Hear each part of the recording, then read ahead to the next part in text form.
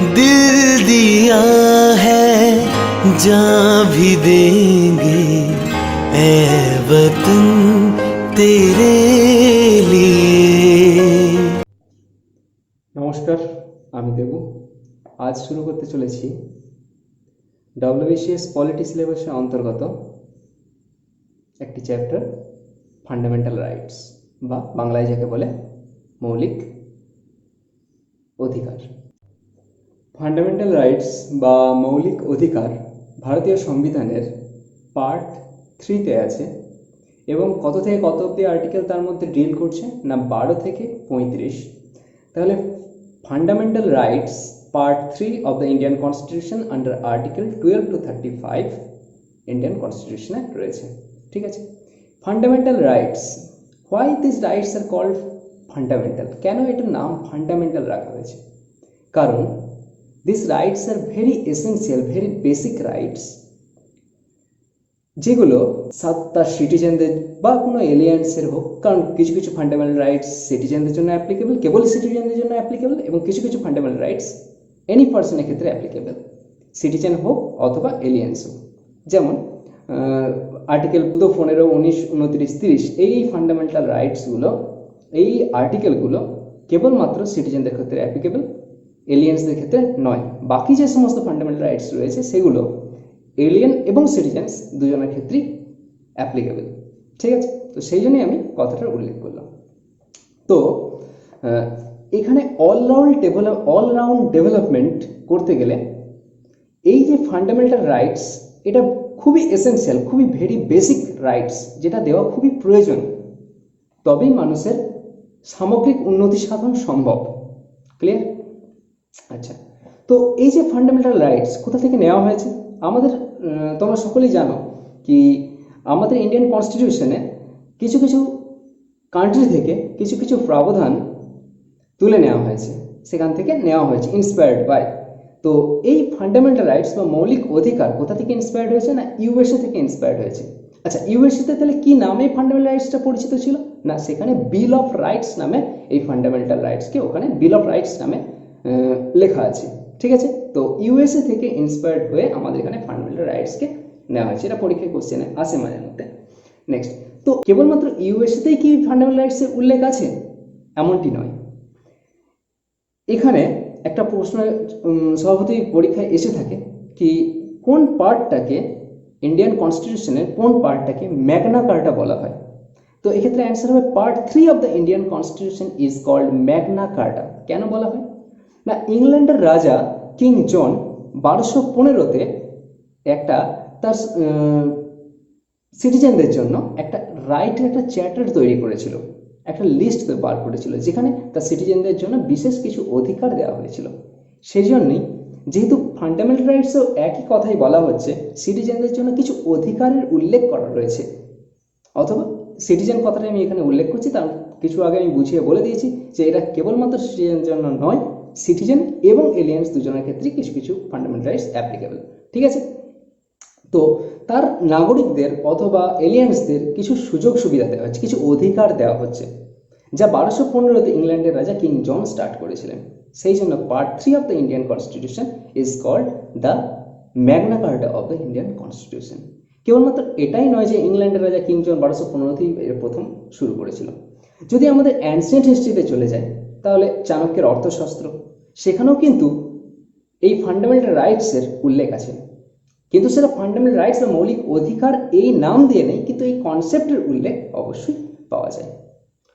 Clear? Next, তো আগেই বললাম যে ইউএসএ বিল অফ রাইটস থেকে ইন্সপায়ার্ড হয়ে আমাদের এখানে এটা নেওয়া হয়েছে। তাছাড়াও ফ্রান্সের 1789-এ এসেছিল rights of man and citizen, সেখানেও ফ্রান্সেও কিন্তু একই ধরনের ফান্ডামেন্টাল রাইটসের উল্লেখ আছে, কিন্তু নামটা change, rights of man and citizen এই নামে উল্লেখ আছে। নেক্সট, আমাদের গভর্নমেন্ট অফ ইন্ডিয়া অ্যাক্ট 1935 যেখানে এসেছিল, সেখানেও কিন্তু কিছু বিশেষ অধিকারের উল্লেখ ছিল। ক্লিয়ার? নেক্সট আসছি এর ফিচার সম্বন্ধে। এর কি কি ফিচার্স? প্রথম 1 নম্বর feature, it is very essential right. আগেই ভেরি এসেন্সিয়াল আমি উল্লেখ করে বললাম যে কেন এটা very essential, very basic to all round development of all persons. Clear? Next, political democracy বজায় রাখতে গেলে ফান্ডামেন্টাল রাইটসের ভীষণ প্রয়োজন।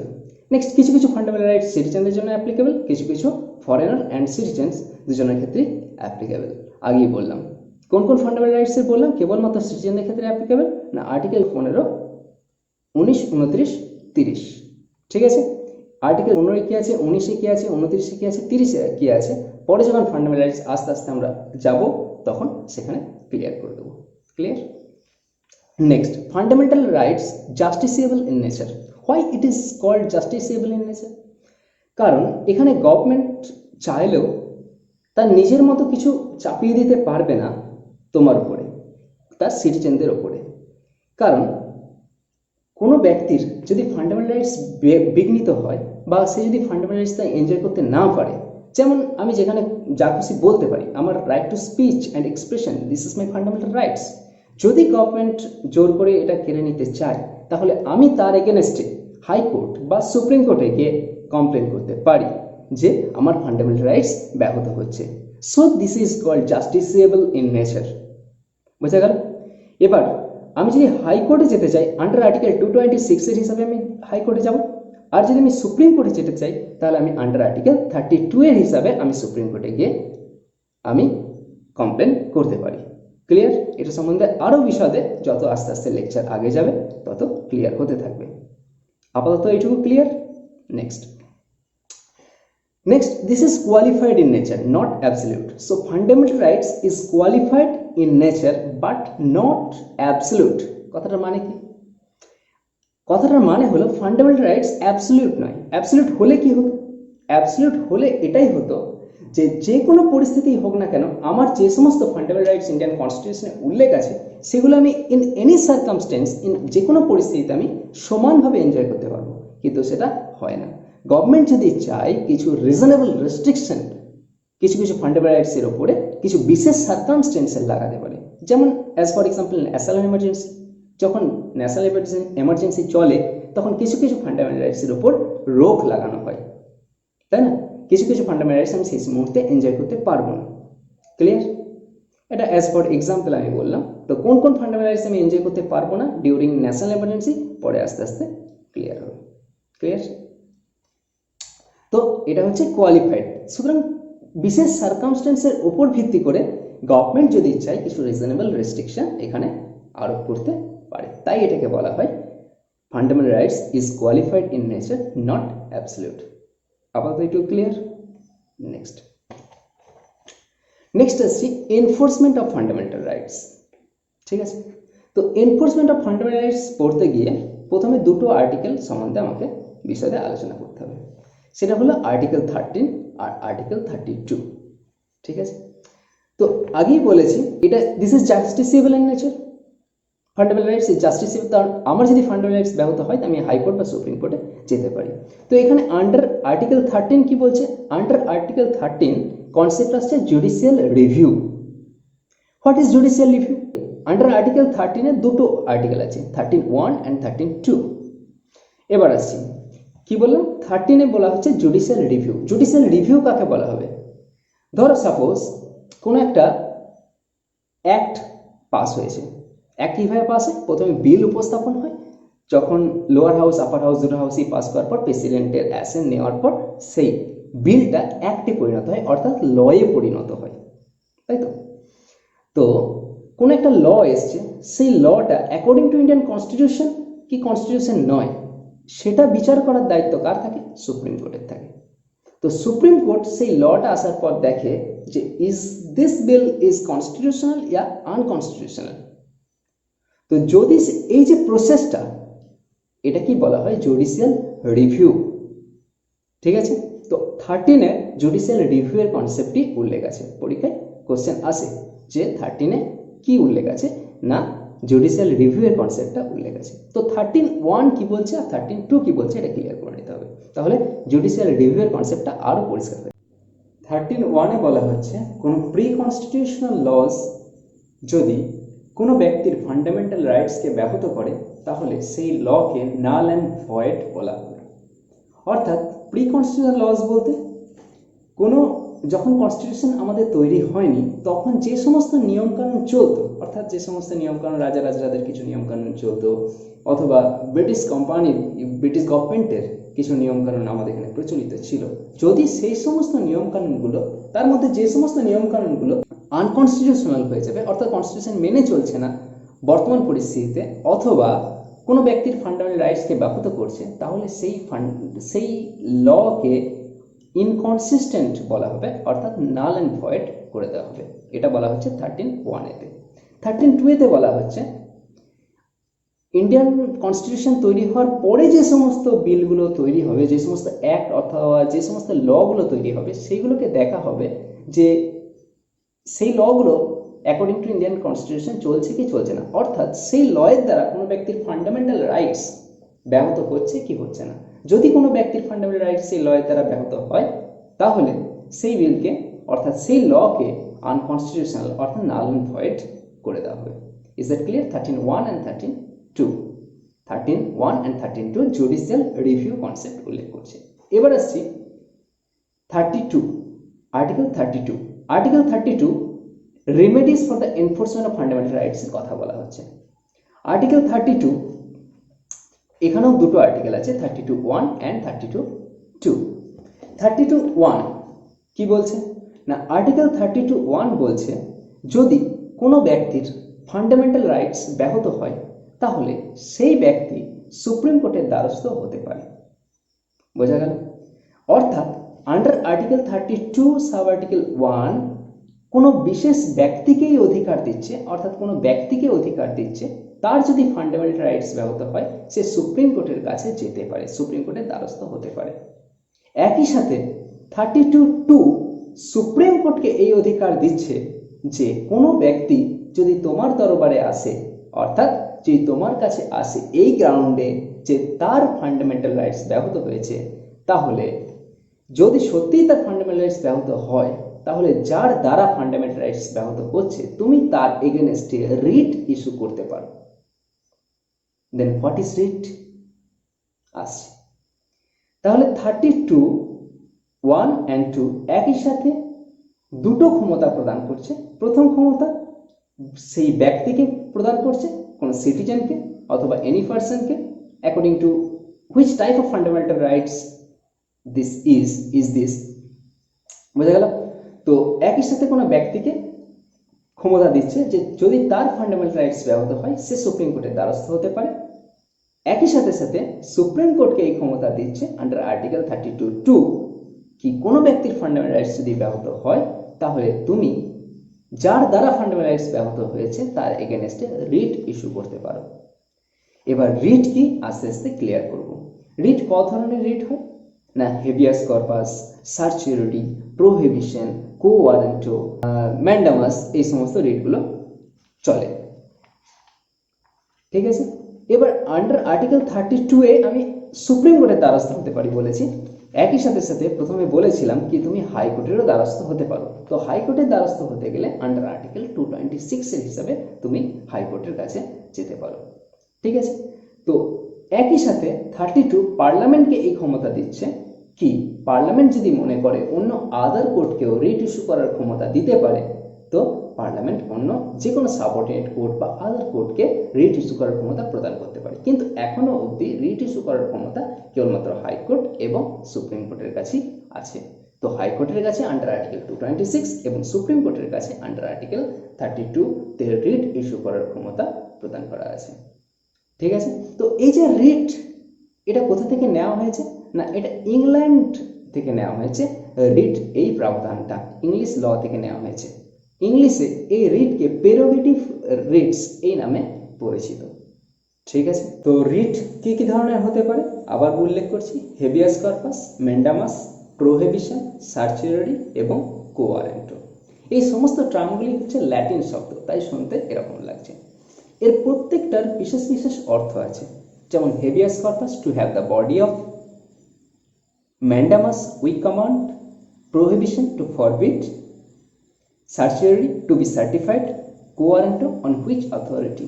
এই প্রত্যেকটার শব্দের অর্থ মুখস্থ রাখা খুবই প্রয়োজন। অ্যাকচুয়ালি মুখস্থ নয়, যদি আমি রিডটাকে বুঝতে পারি তাহলে প্রত্যেকটা অর্থ আমার কাছে ক্লিয়ার হয়ে যাবে এবং এগুলো থেকে পরীক্ষায় কোশ্চেন আসে।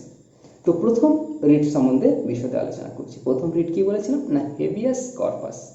এর অর্থ two have the body of.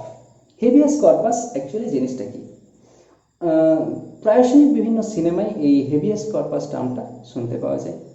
Actually habeas corpus শব্দটার ডিটেন্স, এই যে রিটটা ডিটেনশন সম্বন্ধে জড়িত। কীরকম না, হেভিয়াস কর্পাসে বলা হচ্ছে ইললিগাল ডিটেনশনের বিরুদ্ধে বলা হচ্ছে। না, ইললিগাল ডিটেনশন কখন বলবো, যদি কোনো ব্যক্তিকে ডিটেন করে রাখা হয় তাহলে 24 ঘন্টার মধ্যে তাকে কোর্টে প্রডিউস করতে হবে। বোঝা গেল? তো a writ of habeas corpus is issued to produce a person who has been detained whether in prison or in private custody before a court and to release him if such detention is found illegal. বোঝা গেল? তো habeas corpus বলতে এটাই বোঝানো হচ্ছে যে কোনো ব্যক্তিকে যদি লফুলি ডিটেন করা না হয়ে থাকে এবং তাকে যদি জেলে রাখা হয় অথবা প্রাইভেট কাস্টাডিতে রাখা হয়, তাহলে যদি সেটা ইললিগাল প্রমাণ হয়, তাহলে যদি সেটা তাকে 24 ঘন্টার মধ্যে কোর্টে প্রডিউস না করা হয় তাহলে সেটাকে ইললিগাল মানা হবে। ঠিক আছে? তো এই যে রিটটা, এখান থেকে প্রশ্ন কি আসতে পারে, তাহলে হেভিয়াস কর্পাসের লিটারাল মিনিং কি, to have the body of. Habeas corpus কার বিরুদ্ধে অ্যাপ্লিকেবল হতে পারে? এখানে হেভিয়াস কর্পাস কেবলমাত্র একটাই রিট হেভিয়াস কর্পাস যেটা পাবলিক এবং প্রাইভেট দুজনের এগেনস্টই ইস্যু হতে পারে। কে ইস্যু করবে না, সুপ্রিম কোর্ট ইস্যু করতে পারে অথবা হাইকোর্ট ইস্যু করতে পারে। সুপ্রিম কোর্ট ইস্যু করলে কত আর্টিকেলের দ্বারা সুপ্রিম কোর্টের পাওয়ার আছে, আন্ডার আর্টিকেল 32। হাইকোর্ট ইস্যু করলে পাওয়ার আন্ডার আর্টিকেল 226 এর দ্বারা হাইকোর্ট ইস্যু করতে পারে। তো হেভিয়াস কর্পাস ক্লিয়ার হল, two have the body of. Next আসছি ম্যান্ডামাস। ম্যান্ডামাস এর লিটারাল মিনিং হচ্ছে উই কমান্ড, অর্থাৎ কোনো বিশেষ অথরিটি যদি তার ডিউটি পালন করতে অস্বীকার করে অথবা সে যদি তার ডিউটি ঠিকঠাকভাবে পালন না করে, তখন তার এগেনস্টে ইস্যু করা হতে পারে ম্যান্ডামাস, অর্থাৎ তাকে কমান্ড করা হচ্ছে তার ডিউটি পালন করার জন্য। ক্লিয়ার? তো এটা কার এগেনস্টে ইস্যু হতে পারে? কেবলমাত্র পাবলিক অথরিটির এগেনস্টে, অর্থাৎ গভর্নমেন্ট এমপ্লয়ের এগেনস্টে ইউজ হতে পারে ম্যান্ডামাস। কোনো প্রাইভেট ইন্ডিভিজুয়ালের বিরুদ্ধে ম্যান্ডামাস ইস্যু হবে না। ক্লিয়ার? অর্থাৎ আমি একটা এক্সাম্পল দিলে আরও জিনিসটা ক্লিয়ার হবে। সাপোজ তুমি কোনো কাজে কোনো বিশেষ অফিসে গেছো, তো সেই অফিসারের যে ডিউটি, যদি তার মেন ডিউটির মধ্যে সেই কাজটার অন্তর্ভুক্ত হয়ে থাকে এবং সে যদি সেই কাজটা করতে নাকচ করে অথবা সে তোমার কাছে ডকুমেন্টস নেওয়ার পরেও সে সেই কাজটা তার কাছে ফেলে রাখে, না করে, তখন তার এগেনস্টে ইস্যু হতে পারে। তুমি সুপ্রিম কোর্টের দ্বারস্থ হতে পারো যে ওই বিশেষ অফিসার ইয়া ওই বিশেষ ব্যক্তি সেই কাজটি লফুলি নিষ্ঠার সাথে করেনি, সে তার দায়িত্ব মেনটেন করেনি, যেটা করার জন্য সে সেখানে সেই চেয়ারটা অ্যাকোয়ার করে বসে আছে। তো তার এগেনস্টে ইস্যু হতে পারে ম্যান্ডামাস রিট। ক্লিয়ার? নেক্সট আসছি প্রোহিবিশন। এখানে প্রোহিবিশন আর সার্চুরি দুটো কিছুটা একই ধরনের রিট, দুটোকে একই সাথে তুলনা করে বললে বুঝতে আরও সুবিধা হবে। তো প্রোহিবিশন আর সার্চুরি, প্রোহিবিশন এর লিটারালি মিনিং হচ্ছে টু ফরবিড, আর সার্চুরি টু বি সার্টিফাইড অথবা টু বি ইনফর্মড। তো এখানে প্রোহিবিশন আর সার্চুরি এই দুটো রিট কেবলমাত্র জুডিশিয়াল অথবা কোয়াসি জুডিশিয়াল অথরিটির এগেনস্টে ইস্যু হতে পারে, অর্থাৎ সুপ্রিম কোর্ট হাইকোর্টের এগেনস্টে অথবা হাইকোর্ট কোনো লোয়ার সাবঅর্ডিনেট কোর্টের এগেনস্টে প্রোহিবিশন বা সার্চুরি এই দুটি রিট ইস্যু করতে পারে। যেখানে দুটোর মধ্যে পার্থক্য কোথায়, স্লাইটলি পার্থক্য আছে। যেমন সাপোজ ধরো তুমি কোনো একটা কাজ করে ফেলেছো, তো সেই কাজটা ভুল করে ফেলেছো বা তোমার করার অধিকার সেখানে নেই, তুমি তোমার অধিকারের বাইরে গিয়ে সেই কাজটি করে ফেলেছো। তো কাজ করে ফেলার পর তোমাকে সেই কাজটা শুধরে নিতে হবে, তখন হবে টু বি সার্টিফাইড অর্থাৎ সার্চুরি। আর যখন তোমার গার্জিয়ান দেখতে পাচ্ছে তুমি সেই ভুল কাজটা করতে যেতে চলেছো, তো তোমাকে বাধা দেওয়া হচ্ছে যাতে তুমি ভুল কাজটা না করো, তখন তোমার এগেনস্টে ইস্যু করা হবে প্রোহিবিশন, অর্থাৎ তোমাকে মানা করা হচ্ছে, তোমাকে বাধা দেওয়া হচ্ছে।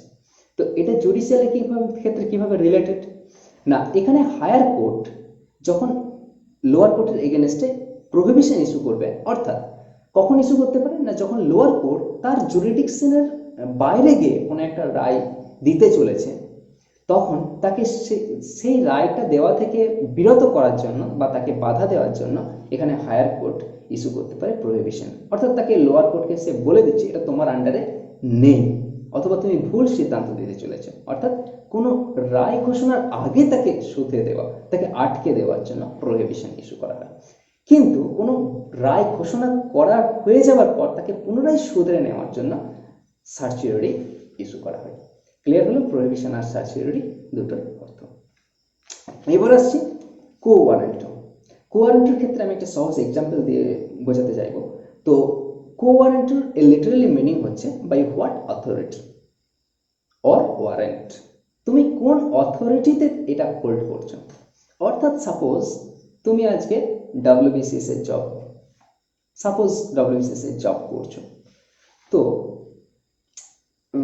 ডাব্লিউবিসিএস জব করতে গেলে ন্যূনতম গ্র্যাজুয়েট হতে হয়, গ্র্যাজুয়েশন ন্যূনতম যোগ্যতা। তো সাপোজ তুমি কোনো ফ্রড ভাবে বা কোনো কিছু ভাবে তুমি জবটা অ্যাকোয়ার করেছো, পয়সা দিয়ে হোক যেভাবেই হোক, তুমি গ্র্যাজুয়েশনের সার্টিফিকেট ডুপ্লিকেট বার করে তুমি অ্যাপ্লাই করেছো এবং তুমি চাকরিটা করছো। তো তোমার এগেনস্টে যদি কেউ কোয়ারেন্টো ইস্যু করে, সাপোজ তোমার কোনো বন্ধু জানে যে হ্যাঁ তুমি এইভাবে ডুপ্লিসিটি করেছো, তোমার সার্টিফিকেট ঠিক নয়, তো তোমার এগেনস্টে ইস্যু হতে পারে কোয়ারেন্টো। অর্থাৎ তোমাকে সুপ্রিম কোর্ট থেকে অথবা হাইকোর্ট থেকে তোমাকে কোয়ারেন্টো ইস্যু করা হবে তোমার নামে। অর্থাৎ তোমাকে জানতে চাওয়া হবে যে তুমি কোন অথরিটিতে এই চাকরিটা করছো। অর্থাৎ তুমি যেখানে গ্র্যাজুয়েশন সার্টিফিকেটটাই তোমার জাল, তুমি গ্র্যাজুয়েটই হওনি, তাহলে তুমি কোন অথরিটিতে তুমি পোস্টটা হোল্ড করছো। বোঝা গেল? এখানে যার ফান্ডামেন্টাল রাইটস ব্যাহত হয়েছে, অথবা মানে অ্যাকচুয়ালি উদাহরণ দিয়ে বোঝায়, তো এখানে যার চাকরিটা তুমি খেয়েছো, যার সেই জায়গায় অ্যাকচুয়ালি চাকরিটা পাওয়ার যোগ্য, শুধুমাত্র সেই অ্যাপ্লাই করতে পারে হাইকোর্টে বা সুপ্রিম কোর্টের দ্বারস্থ হতে পারে এমনটা নয়। এখানে যে কোনো ইন্টারেস্টেড ব্যক্তি সুপ্রিম কোর্ট বা হাইকোর্টের দ্বারস্থ হয়ে তোমার বিরুদ্ধে কোয়ারেন্টো ইস্যু করাতে পারে। Is that clear? পাঁচটা রিট, কি কি পাঁচটা রিট বললাম আবার প্রথম থেকে একবার? Habeas corpus, mandamus, prohibition, certiorari এবং কোয়ারেন্টো। ক্লিয়ার? নেক্সট আসছি against whom a writ can be issued. কার এগেনস্টে একটা রিট ইস্যু হতে পারে? তো এগেনস্ট স্টেটের এগেনস্টে রিট ইস্যু হতে পারে। তো হোয়াট ইজ স্টেট কি? এর ডেফিনেশন আর্টিকেল 12-তে উল্লেখ আছে। কি ডেফিনেশন অফ স্টেট? তো এই স্টেটের মধ্যে government and the parliament of India include হচ্ছে, government and the legislature of each state include হচ্ছে, এছাড়াও কিছু লোকাল বডিজ যেমন পঞ্চায়েত হোক, মিউনিসিপ্যালিটি হোক, এবং আরও কিছু কিছু অথরিটি এখানে তোমার স্টেটের মধ্যে ইনক্লুড হচ্ছে। এই সমস্ত নিয়ে স্টেট ফর্ম করছে। নেক্সট, তো এখানে দুটো আর্টিকেল রিটের ক্ষেত্রে উল্লেখ করেছিলাম, একটা হচ্ছে আর্টিকেল 32 এবং অন্যটি হচ্ছে আর্টিকেল 226। 32 এর বলে তুমি সুপ্রিম কোর্টের কাছে যেতে পারো এবং 226 এর হিসাবে তুমি হাইকোর্টের দ্বারস্থ হতে পারো। তো 30 অন্যান্য যে কোনো নিয়মের ক্ষেত্রে, যে কোনো লয়ের এগেনস্টে আমি যদি কোর্টের দ্বারস্থ হতে চাই, তাহলে নর্মালি কি হয়, আমাকে প্রথমে লোয়ার কোর্টে যেতে হয়, অর্থাৎ সাবঅর্ডিনেট কোর্ট, ডিস্ট্রিক্ট কোর্টে যেতে হয়। তো সেখান থেকে আমি সেখানকার বিচারে আমি যদি সন্তুষ্ট না হই, তো সেখান থেকে আমি হাইকোর্ট থেকে সুপ্রিম কোর্ট, এইভাবে আমাকে যেতে হয়। কিন্তু এক্ষেত্রে যদি কারো ফান্ডামেন্টাল রাইটস ব্যাহত হয়, তাহলে এই প্রসেসে তাকে যেতে হয় না।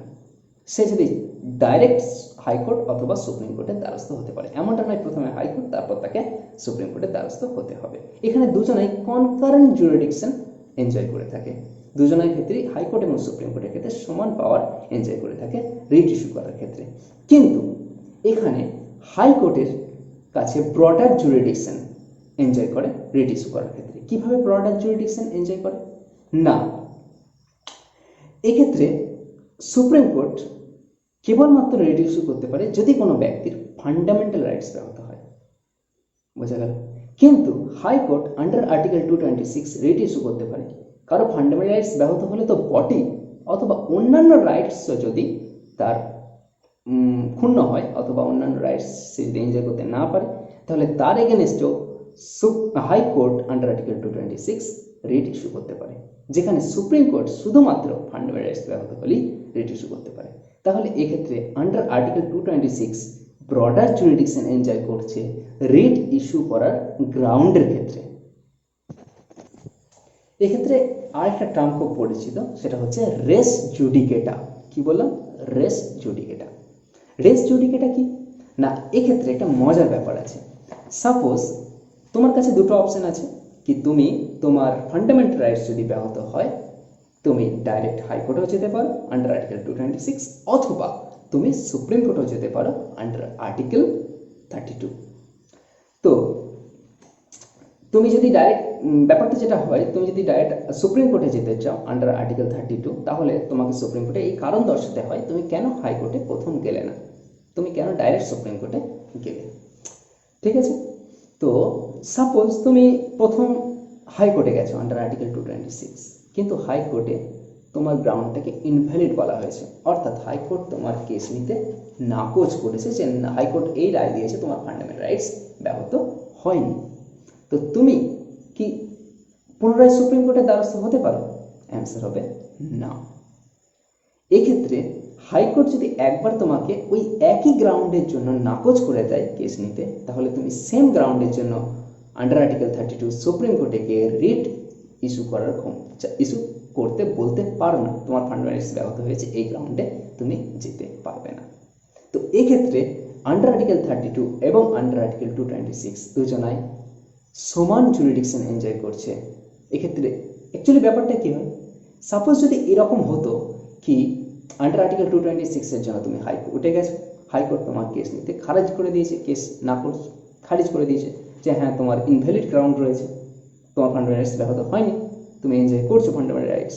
তখন তুমি পুনরায় সুপ্রিম কোর্টে গেছো ওই একই গ্রাউন্ডে নিয়ে, এবং সুপ্রিম কোর্ট তোমাকে ভ্যালিড বলে কেস নিয়ে নিয়েছে, তাহলে হাইকোর্টের অবমাননা হবে। বোঝা গেল? তো সেক্ষেত্রে সুপ্রিম কোর্টকে বেশি ক্ষমতা দিয়ে দেওয়া হচ্ছে, কি হাইকোর্টের কোনো ভ্যালুই থাকছে না।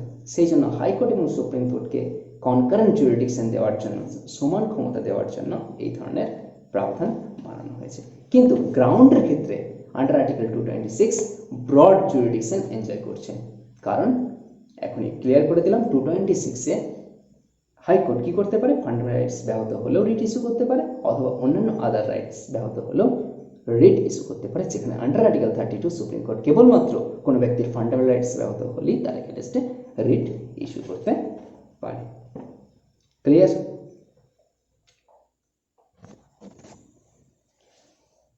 তো যখন এমার্জেন্সি, ন্যাশনাল এমার্জেন্সি জারি হয়, তখন কি কি ফান্ডামেন্টাল রাইটস আমরা এনজয় করতে পারি না, বা তখন ফান্ডামেন্টাল রাইটসের ওপর কী ধরনের ইফেক্ট পড়ে সেটা আমরা পরবর্তী লেকচারে জানবো। তার আগে এখানে কি কি ফান্ডামেন্টাল রাইটস আমাদের এখানে দেওয়া আছে সেই সমস্ত ব্যাপারে একবার ব্রিফ ডিসকাশন করে নেব। তো আমাদের এখানে শুরুতে যখন কনস্টিটিউশন তৈরি হয়েছিল, কনস্টিটিউয়েন্ট অ্যাসেম্বলি অর্থাৎ the maker of the Indian constitution যখন কনস্টিটিউশন তৈরি করেছিলেন, তখন সেখানে 7 ফান্ডামেন্টাল রাইটসের উল্লেখ ছিল। 7টা ফান্ডামেন্টাল রাইটসের উল্লেখ ছিল। কী কী 7টা ফান্ডামেন্টাল রাইটস? না, প্রথম রাইট টু ইকুয়ালিটি, আর্টিকেল 14 থেকে 18। নেক্সট রাইট টু ফ্রিডম 19 থেকে 22। তারপর রাইট এগেনস্ট এক্সপ্লয়টেশন 23-24। তারপর right to freedom of religion 25 থেকে 28। তারপর right cultural and educational rights 29 থেকে 30। Next right two property article 31, এবং রাইট টু কনস্টিটিউশনাল রেমেডিস, যেটা আগেই উল্লেখ করলাম, আন্ডার আর্টিকেল 32। আরেকবার বলে দিচ্ছি কী কী 7টা ফান্ডামেন্টাল রাইটস। প্রথম right to equality, right to freedom. Next right to equality হলো, রাইট টু ফ্রিডম হলো, রাইট এগেনস্ট এক্সপ্লয়টেশন 3টে হলো। 4 নম্বর right to freedom of religion. 5 নম্বর educational and cultural rights. Next right to freedom of property. Next right of মতলব under article 32 যে constitutional remedies যেটা উল্লেখ আছে সেটা। তো আর্টিকেলগুলো একবার ক্লিয়ার করে দিই। প্রথম আর্টিকেল 14 থেকে 18, তারপর 19 থেকে 22, 23-24, 25 থেকে 28, 29, 30, 31, 32। আশা করি ক্লিয়ার হয়েছে। 14 থেকে 18 রাইট টু ইকুয়ালিটি। এইভাবে মনে রাখবে, প্রথমে রাইটগুলো মনে রাখবে, তারপর আর্টিকেলগুলো মনে রাখবে, তাহলে মুখস্থ রাখতে সুবিধা হবে। আর্টিকেলগুলো আরেকবার উল্লেখ করে দিচ্ছি। 14 থেকে 18, 19 থেকে 22, 23, 24, 25 থেকে 28, 29, 30, 31, 32। এখানে 31 অর্থাৎ যে 6 নম্বর ফান্ডামেন্টাল রাইটসটা, রাইট টু প্রপার্টি, এটাকে বর্তমানে কোনো অস্তিত্ব নেই। এটাকে আন্ডার আর্টিকেল 300A তে নিয়ে যাওয়া হয়েছে, আন্ডার পার্ট 12 এটাকে লিগ্যাল রাইটসে পরিণত করা হয়েছে। কততম অ্যামেন্ডমেন্ট অ্যাক্টের মাধ্যমে কমেন্ট সেকশনে জানান। তো এই 6টি বর্তমানে কটি ফান্ডামেন্টাল রাইটস উল্লেখ আছে না, বর্তমানে 6টি ফান্ডামেন্টাল রাইটস ইন্ডিয়ান কনস্টিটিউশনে উল্লেখ আছে। তো এই 6টি ফান্ডামেন্টাল রাইটস নিয়ে বিশদে পরবর্তী লেকচারগুলোতে আমরা বিশদে আলোচনা করব। জয় হিন্দ, ভালো থাকবেন, সুস্থ থাকবেন।